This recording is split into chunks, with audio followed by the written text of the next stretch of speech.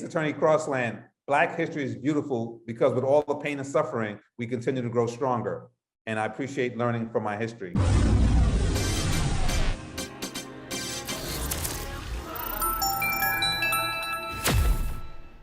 All right, everybody, Rashad Milligan for Rolling Out News. Today, we are joined by Mr. Attorney Darnell Crosland up there in Connecticut. He is a family attorney spokesperson for Lauren Smithfield, the 23-year-old Black woman who died after she went on a BUMBLE date in December 2021.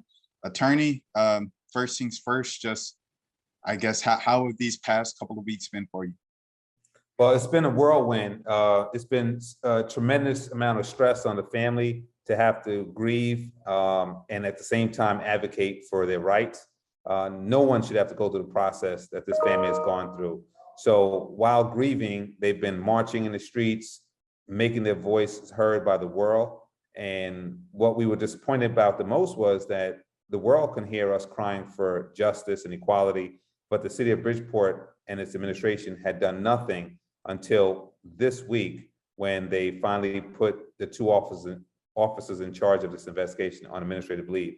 So it's an emblem of sunshine, but we've been in the dark for so long that we'll have to accept that for now as we continue to strive for justice. Attorney, for those of you who, for those who are watching, you might know just a little bit about the case. They've seen the headline in passing, but they don't necessarily know all the details and crooks and crannies. Could you please give just a brief overview of what's going on here? Yeah, so while everyone was getting ready for the Christmas holiday and trying to get into a festive mood, preparing for the Christmas holiday, Lauren Smithfield was reported dead by a guy that she went out with on a date on BUMBLE. The gentleman apparently came over to her home and from what we know, was drinking tequila and playing board games. That's what he reports. After that, the police were called and they decided to do no investigation. They collected no items of evidentiary value from the apartment. They just discarded her like she was nothing. And 2 weeks after this individual had a statement taken by the police with no corroboration, we find a condom with semen in it. We find lubricant. We find a bloody mattress. We find a pill on the kitchen counter. This gentleman said that they had no sex and he never took his clothes off. Yet still, the police failed to see if in fact his statement comports with what was found on the scene. And so we had to take to the streets to ask for justice for Lauren. On December 29th, we forced the police to collect those items. And as of today, we're in February now, February 2nd, those items still have not been submitted to the state laboratory for analysis. And that's a typical routine. So pretty much what you're saying is, like you kind of alluded to it in the intro as well, is that this thing is taken Cardi B, it's taken via a Boston rapper who spoke out and met with you the other day. It's taken celebrities and it's taken viral posts on TikTok and Twitter to really get authorities to pretty much do their job, is what you're saying. Absolutely. I think like New York Times is doing a follow-up. We spoke to them this morning on how of the world get mainstream media coverage to move those investigations to some resolve, and how we had to use the Underground Railroad, almost like Harriet Tubman again, to get some resolve. And by Underground Railroad, I mean the social media, the Facebooks, the TikToks.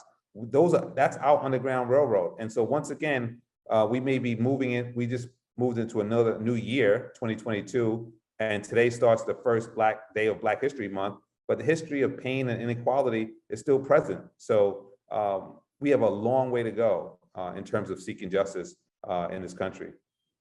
I guess, what do you think the handling of this case says about the way the world and America in particular values Black women? I think it's clear that when you are operating on an individual basis, Blacks, whites, Asians, Latinos, I think we all from our hearts understand that we're better together. And so there's not a situation where I'm saying that white people are violating our rights. But what I do believe that systemically there's an implicit bias or straight out racism. I think you're somewhere in between that continues to have these scenarios play out. where police departments kill Black people quicker than they kill white people, where police departments would view a 14-year-old boy, a Black boy, as a man and treat him like a man. Yet still they'll treat a 14-year-old white boy as a young child. And so I think that that's systemic. That's not necessarily my neighbor. But if my neighbor doesn't start to speak out for rights of that 14-year-old Black boy, then we're never going to get justice for Lawrence Smith Fields in this country. You know, we're down here in the South. I'm located based out of Atlanta. So many times you hear about the South and racism affiliated with the South and the Confederacy and stuff, but this is in Connecticut. I guess just how would you kind of describe that type of racism or the climate up there in Connecticut, New Hampshire, New York, that type of area? Well, you know, they've always talked about this thing called the south of the Mason-Dixon line, and where you guys will suffer if you're south of that line. But let me tell you, maybe south of that line, you may have more overt racism, and maybe when Blacks sold their farms years ago and got the Cadillac and moved up to New York, they thought that they have arrived. But up in these areas, the racism may not come with sweet tea, but it still exists. And so that's the problem that we're facing. You know, you're up in these places, Manhattan, Connecticut, et cetera, and you have the systemic racism that continues to disenfranchise Blacks and Latinos and other minorities. And it's not as overt as the South, but it's ever present, and we need to stop that. I've seen the family and I've seen yourself publicly thank Cardi B for bringing attention to this case. Where was the attention before and after Cardi B kind of brought light to it also over social media? Yeah, and that you know, I appreciate you bringing that up, because one thing is for sure, like, money doesn't eradicate racism and disparities, for sure. We've seen professional rappers, professional athletes who still suffer from driving while Black. We've seen those videos. So what we appreciate about Cardi B, and I want to shout her out because she's from the Bronx, I'm from the Bronx, we're from the exact same neighborhood, and using her platform when she could have been in the studio making another cut to make another million, using her platform and her voice to speak for someone who needs her is very appreciated.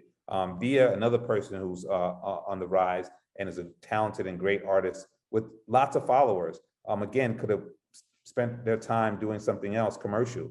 But she came to my office, we talked, and she had such a deep appreciation for the need to find equality for Lawrence Smith Fields, find justice for Lawrence Smith Fields, and I appreciate her. And without her voice and Cardi's voice, we would have probably millions of voices less speaking for us. What do you feel are the underreported facts of this case, you know, throughout these past 2 months? What are some of the points that a lot of people aren't talking about and looking at?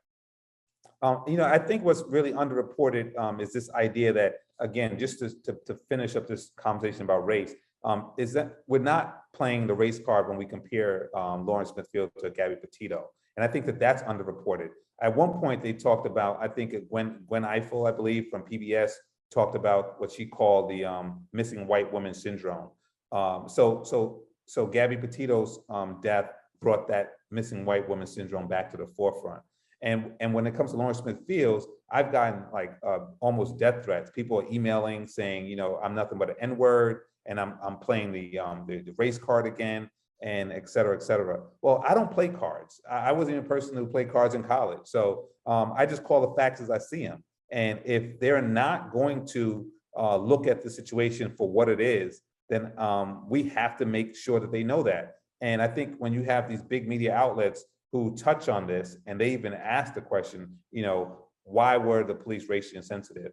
And we answer, they make it seem, they leave it there. They should build on this idea that there's a disparity. And so I think that idea is underreported. It's not us playing the race card. It's a real problem that we have in this country. And if it wasn't for media, Lawrence Smith Field would be scraped up, taken out of the apartment, and we wouldn't even be talking about this. And it's happening way more than just with her. It's thousands of people like her.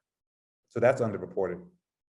And the family didn't even find out about, you know, their daughter, you know, Lawrence Smith Fields, until a couple of days after, right? They saw a note on that was left by the landlord, right, at the apartment. Correct. It wasn't even the decency of the police department to leave the note on the door to say, well, hey, you know, call us. We tried to call you. We can't find you. There's a protocol that says that the family's next of kin should be notified within 24 hours in person. They didn't do that. They knew that this girl died. They knew that they removed that body from that place. Yet still, they didn't even try to call the family. And if you're not going to call the family, at least leave the note on the door. But the landlord had to have the decency to go down and say, if you're looking for Lauren, call this number. And so the landlord, Hector, did that. The family called Hector, and Hector gave the family the number to a Detective Cronin, who has since been put on administrative leave. But if it wasn't for Hector, the family would know nothing, and that's so unacceptable. So, and then also just another detail saying, so the man that she went on a date with, he was the one that called the police and was like, hey, she's unresponsive, and we were on this date in the park. He was the one that called? Yes, he was the one that called, and he, you know, again, everyone who's innocent should be given that presumption. And as a defense attorney, I stand by that. But what I can tell you is this: all the experts are saying that you treat these scenes like a homicide and you dial it down. You don't treat it as nothing and dial it up. So this gentleman who reported her dead, they just took his word, and again, the now suspended or on leave officer just let it go. But what we do know is that he stated that she went into the bathroom shortly before midnight and she was sick. And then she came out and they continued to drink. Then she said that her brother came to the house and she went out to meet her brother. Then he said she came in and went back to the bathroom for 10 to 15 more minutes. And it wasn't his position to question that. What he's trying to create is a scenario that he's saying that she went out and maybe got some illicit drugs from her brother, went to the bathroom and started using them. But listen to the facts here. He said that before her brother even came, she came out the bathroom sick and she was throwing up, and she said, I apologize to him. Right. So if she went out to take some Christmas clothes to her brother because they went shopping that day, and she came back in, sickness doesn't just disappear. She could have went right back in because she still felt sick. Because again, after she first came out, they continued to drink. So for him to say that is self-serving. And the police department didn't collect the alcohol, didn't test the alcohol for fentanyl or antihistamines. They did nothing. And so now we're forced to do that. And that's a job that we've undertaken. How was the brother felt about this? As you mentioned, kind of what the family in general is dealing with, but specifically the brother, to see her that night, to interact with her, according to the man that she went on the date with. How is he feeling about this entire situation?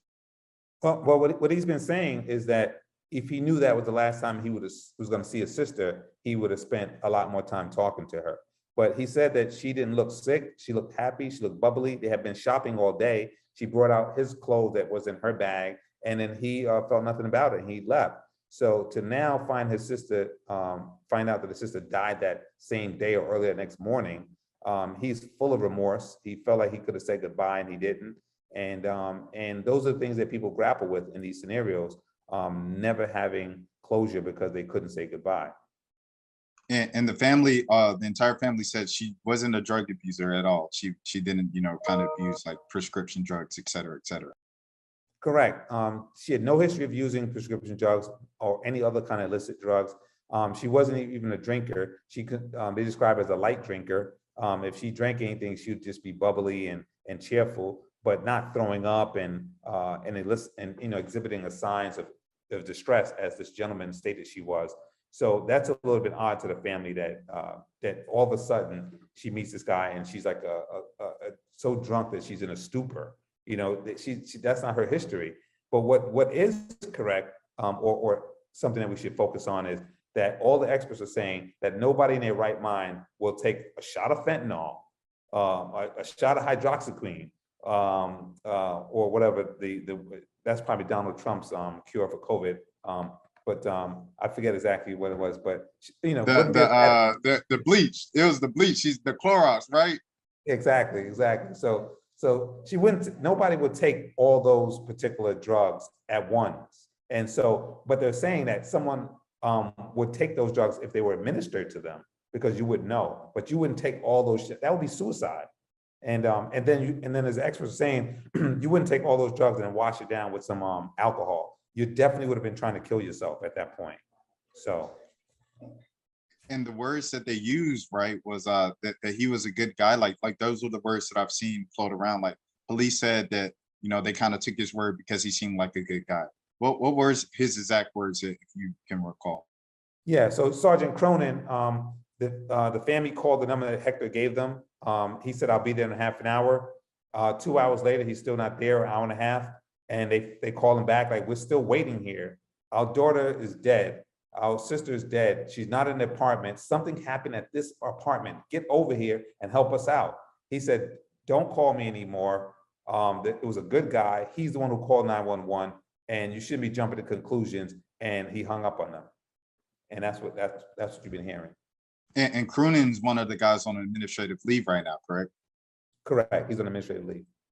Wow. So I guess just, how is it, kind of communicating with the family this entire time? You say that you're kind of, out of town yourself and busy yourself. So how has the communication been between you and the family on a day-to-day basis?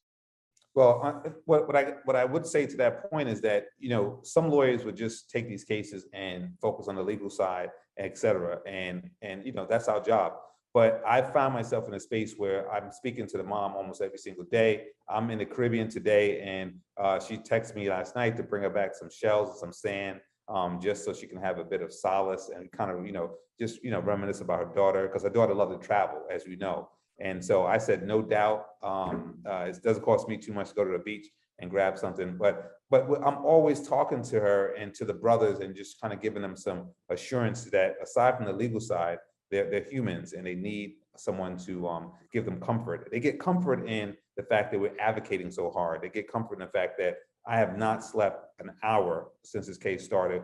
The media interviews are you guys are something else. It's back to back to back to back to back.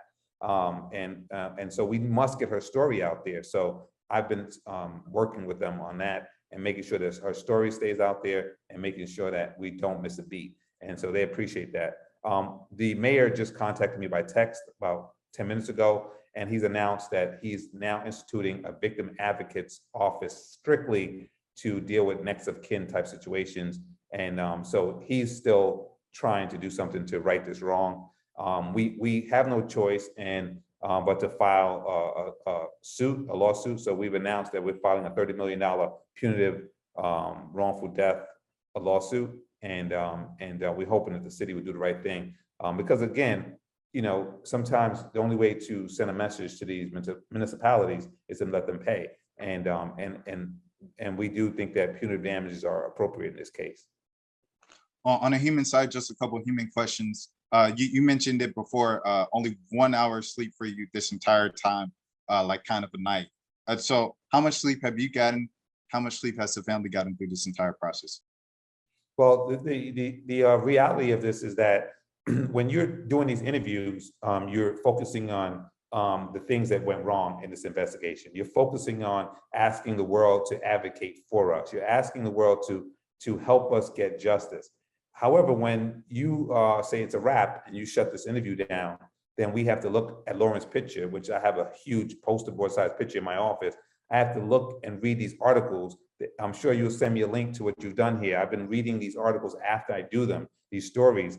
And when you start to do that, all of what's really important starts to bubble to the top, which is that we lost a 23-year-old girl who, for all intents and purposes, was on a date.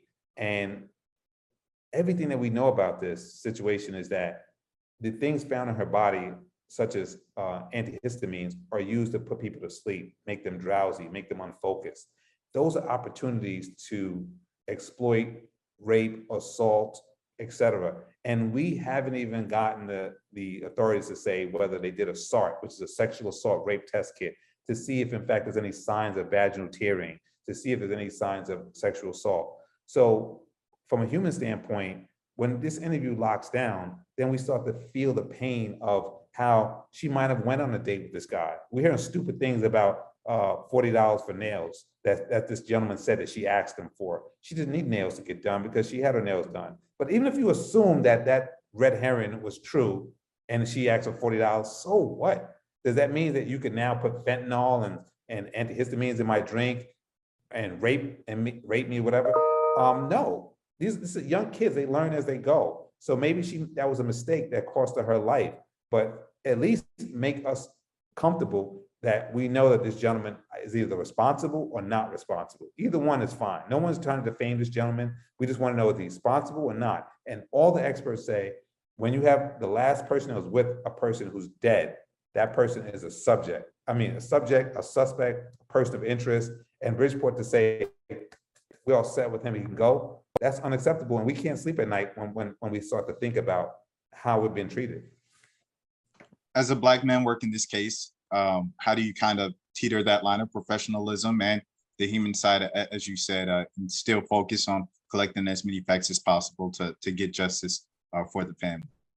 Well, you know, one of the associates in my office called me the other day and he said to me, "Are you okay?" That was the lead-in question. I was like, why? Why do you ask that? I thought, you know, what's wrong with me? And he says that, well, we're here checking the voicemails, and there's a lot of voicemails of people going, you know, you nigger, I can't believe that, you know, you're doing this, etc. She was a drug user, leave it alone, etc. I know for a fact that if I was a white man, a white lawyer reporting the same thing, doing the same advocacy, and I raise the same race issues, then people applaud me. Maybe as a white person saying that, hey, we need justice, we need equality. They will say, wow, that's a white man who sees a clear vision of where we are. But as a Black lawyer, as you asked, I'm doing the same thing any other advocate would do, and yet still I'm being called a nigger and saying that I'm playing the race card, and I'm getting these calls on my voicemails saying, bad things, let's just say bad things. But I know now how Martin Luther King felt when J. Edgar Hoover and everyone else was calling him to call him everything under the sun, and call him an adulteress, calling him a communist, everything else. We don't change this history just because the years change. And I hearken back to what I said in the beginning. We're a new Black history, but if I'm getting called nigger because I'm advocating for a young Black woman who died, and Martin Luther King got called the same thing, then you know the painful history of this country has not changed. Attorney Crosland, you've mentioned it all throughout the interview, but just to get it in one answer, what does the family want from Bridgeport? What does the family want from Connecticut? What does the family want from the police department here? In a couple of words, we want justice for Lauren, and justice for Lauren is also justice for many, many other Black girls in this country who've gone missing and abused. And what justice for Lauren looks like is that we get an outside agency such as Department of Justice or someone else to come in and say, you guys didn't do this. It's going to be more difficult, but we've dedicated to this family, and bring in all the technology and bring in all the resources and everything to come to bear on this investigation. We're doing the best with our GoFundMe and our own team, but if you want justice, you tell us that you care. And the way you care is you bring in those robots and everything else that you have, that this government has, and you say, we're going to do what we should have done at the beginning. That's justice. Attorney, how can people help? You mentioned a GoFundMe. Where can people help the family specifically, and yourself as well? Correct. Well, with the GoFundMe, we had a goal of 50,000. I think we're maybe at 70, and now we just increased that to 100,000 today, simply because these officers are fired. The chief of police is resigning, I believe. We don't know who's going to replace these officers, and I got a call from new officers today. And so we're pleased that something's happening, but with a department that's in shambles, we know that we're going to have our own team continue to get more robust. We're going to have to hire a pathologist. We're going to have to hire a lot of different agencies to help us. So to help this family, we've moved the GoFundMe up to 100,000.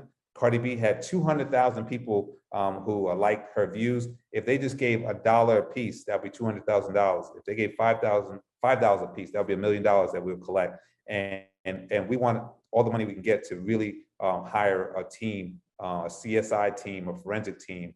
And we don't want money to be a bar, because we're going to find justice for Lauren. And so that's what I want the world to know, and that's how we want to be helped. Attorney Crosland, in closing, is there anything else that you want to get out that you think is important information that you haven't mentioned already in this interview? I would just say that if you look up the city of Bridgeport, you'll find their numbers online. And so I would like your listeners to be able to just go online to Bridgeport and call Mayor Ganem and call the police department and let them know that we're not going away. So if they get one phone call a day, this department will make sure they do the right thing. I've been getting hundreds of calls from people, white and Black, again, so let me end with that. I had a couple white families in California that called and said that their kid had overdosed on fentanyl. I have a white man from Boston that said that his daughter was a doctor, medical doctor practicing in Boston, went to school in Connecticut. I think she went to Yale, and she was found rolled up in a carpet in the closet, and they ruled it an overdose.